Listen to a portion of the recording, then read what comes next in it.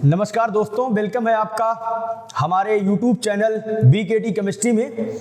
आज हम बात करने वाले हैं CBSE बोर्ड और UP बोर्ड के एग्जाम की डेट शीट से क्या है आपको फायदा और क्या है आपको नुकसान। आज हम बात करेंगे कि डेट शीट जो गवर्नमेंट ने अनाउंस किया है उससे आपको कितना फायदा है और कितना नुकसान है। देखिए, लॉकडाउन के बाद 18 अक्टूबर से पूरे देश में 9th से लेकर 12th तक की क्लासेस को शुरू कर दिया गया। आप जरा सोचिए कि कोई भी क्लास अप्रैल से शुरू होती थी और मार्च में पेपर होता था। 8 से 9 महीने या ज्यादा से ज्यादा 10 महीने की ही पढ़ाई के अंदर सारे पेपर हो जाते थे।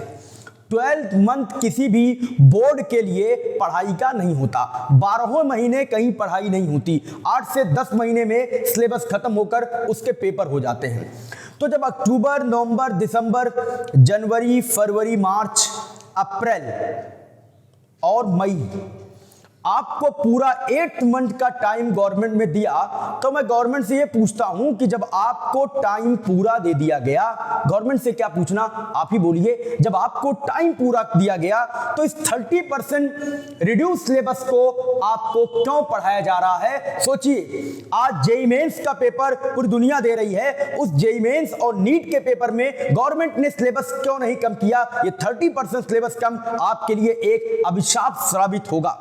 जो बच्चे जेईई मेंस का पेपर दे रहे हैं, जो दूर बड़ी बड़ी कोचिंगों में लॉकडाउन के दौरान भी जुड़े रहे, ऑनलाइन पढ़ते रहे, मोटी रकम खर्च की और अभी भी वहां जाके तैयारी कर रहे हैं, उनके लिए ही सरकार फोकस बनाती है। जो निम्न तबके के बच्चे हैं, जो छोटे शहरों से बिलोंग करते हैं, उनके लिए गवर्नमेंट कभी सोचती नहीं।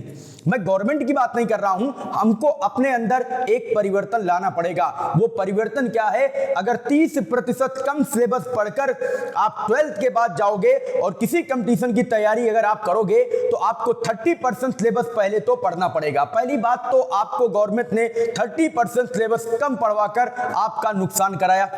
दूसरी बात, आपका पेपर इतना लेट कर दिया कि जो बच्चे जनवरी, फरवरी, मार्च तक अपनी तैयारी पूरी बना चुके थे, अब वो बीच मझधार में फंस चुके हैं। अब ना वो कॉम्पिटिटिव एग्जाम की तैयारी कर सकते हैं और ना ही बोर्ड पर उनका पूरा मन लगेगा, क्योंकि उनकी तैयारी तो पहले से ही अच्छी थी। हाँ, अगर आप 90, 95, 96% ला भी लेते हो तो फायदा क्या?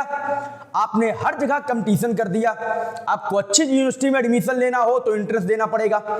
आपको गवर्नमेंट जॉब चाहिए तो पीईटी देना है, आपको टीईटी देना है, आपको जेईई मेंस देना है, आपको नीट देना है। तो जब आपको एग्जाम क्रैक करना है तो मैं पूछता हूं कि 30% सिलेबस कम क्यों? तो इसलिए बच्चों जागो और जो 30% सिलेबस कम किया गया है उसको आप खाली टाइम में, अप्रैल मई में जो खाली टाइम हो उसमें आप 10-15 दिन का टाइम देके निपटाइए, क्योंकि वो भविष्य में आपके लिए अभिशाप साबित होगा। जब टाइम 10 महीने का पूरा मिल रहा है तो एक तो सिलेबस भी कम पढ़वा रहे हो, 30% कम सिलेबस पढ़वा रहे हैं, ऊपर से आपने पेपर भी इतना लेट कर दिया। अब जो बच्चा 4 जून को पेपर खत्म करेगा वो जुलाई तक रिजल्ट का इंतजार भी करेगा, क्योंकि उसके बाद ही उसको कुछ बढ़िया करना होगा।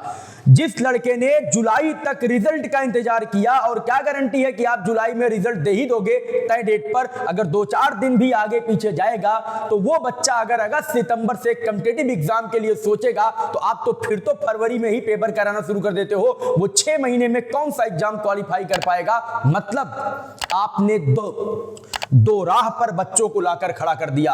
आपने पैटर्न केवल उन्हीं के लिए बनाया जो कोटा में है, जो कानपुर में है, जो दिल्ली में है, जो बड़े बड़े देश में है, जिनके पास सारी सुविधाएं हैं, जो ऑनलाइन पूरा पढ़ते रहे। आपने उन्हीं के अकॉर्डिंग पैटर्न बनाया। मैं कहता हूं कि अगर आपने 30% सिलेबस कम किया तो क्यों जेईई के सिलेबस में आपने 30% कम नहीं किया? आपने नीट के सिलेबस में 30% कम नहीं किया? क्यों? ऐसी नाइंसाफी क्यों? ऐसे दो तरीके की बात आप क्यों करते हैं कि एक तरफ बच्चे 100% सिलेबस पढ़ रहे हैं, एक तरफ बच्चे 30% कम सिलेबस पढ़ रहे हैं, एक तरफ आप जेईई मेंस में पूरा सिलेबस पढ़ रहे हो, एक तरफ आप 30% रिड्यूस सिलेबस पढ़ा रहे हो।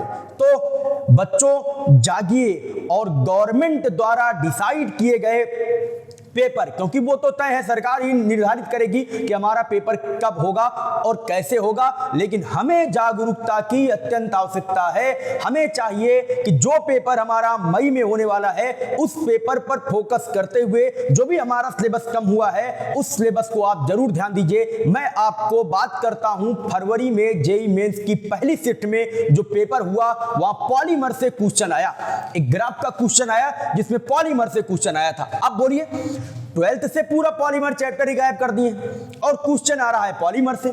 लीजिए, जो 12th का बच्चा अपीयरिंग में पेपर दे रहा होगा क्या वो पॉलीमर का क्वेश्चन कर पाएगा?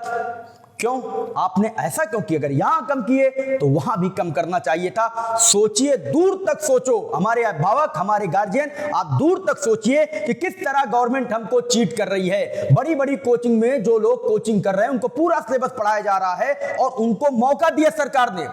Government give the chance to hire coaching institute, उनको चांस दिया कि कोई बात नहीं, मार्च में नहीं, अप्रैल में नहीं, मई में हम पेपर कराएंगे, 3 महीने का टाइम है, तुम खूब पढ़ाओ वहां बच्चों को। लॉकडाउन के बाद खुले तुम पूरा सिलेबस पढ़ाओ ताकि वहां के बच्चे सिलेक्शन पाएं और यहां के बच्चे सिलेक्शन नहीं पा सकते। क्यों? तो यहां तो आप बोर्ड के चक्कर में फंसे हो, यहां तो आप 30% कम सिलेबस पढ़ रहे हो, वहां 100% सिलेबस पढ़ रहे हैं। इसलिए मेरा इस वीडियो के माध्यम से आपको यह बताना है कि जो भी टाइम आपको मिले उसमें जो बचे चैप्टर हैं उनको तैयार करिए, क्योंकि आपको भी सरकार कोई भी सुविधा दे, कोई भी व्यवस्था दे, आपको उसके अंतर्गत तो चलना ही पड़ेगा। साथ साथ अपनी खुद की भी समझ और खुद की भी सोच होनी चाहिए। नंबर के पीछे पगलाओ मत।